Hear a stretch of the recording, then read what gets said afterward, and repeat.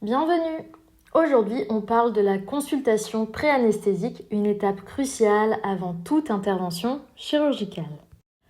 La consultation pré-anesthésique a 4 objectifs majeurs. Identifier les risques, optimiser l'état du patient, choisir la meilleure stratégie anesthésique, informer et rassurer le patient. Ensuite, on analyse le dossier. Identité du patient, IMC, motif de l'intervention.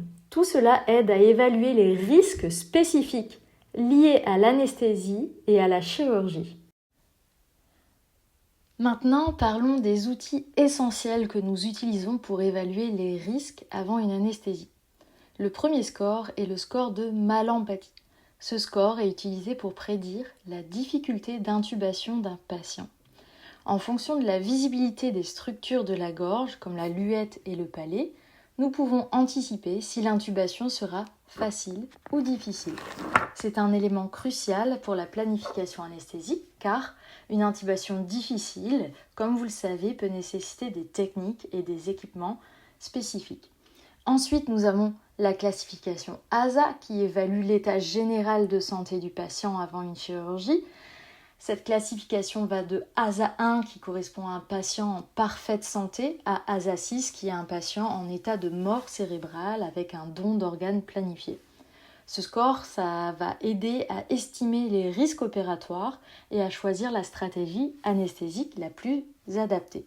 Un patient ASA 4, par exemple, avec une maladie sévère mettant en jeu son pronostic vital, nécessitera une attention particulière et des précautions spécifiques. Donc, tous ces scores sont des outils indispensables dans la préparation de l'anesthésie. Ils nous permettent d'anticiper les difficultés, de mieux préparer le matériel et de planifier les interventions en tenant compte du terrain du patient. Donc, comme vous l'avez compris, l'anesthésie, il n'y a pas de formule magique. Il faut connaître les risques liés au terrain, ça s'apprend, ainsi que les risques liés à la chirurgie. Ça s'apprend aussi, on va voir ça tout le long du parcours, mais en tout cas, pour connaître les risques liés au terrain, c'est important de comprendre et d'analyser le dossier d'anesthésie, et c'est ce que ce module va vous permettre d'acquérir comme compétence. Maintenant, c'est à vous de rechercher des articles en lien avec le sujet, de regarder les recommandations de la SFAR. Je vous sollicite vraiment de vous inscrire. C'est gratuit pour les étudiants. Ensuite, j'aimerais que vous me fassiez une fiche de révision sous forme de min-map si possible, avec des couleurs, soit par écrit, soit par informatique, que vous m'envoyez à mon adresse mail.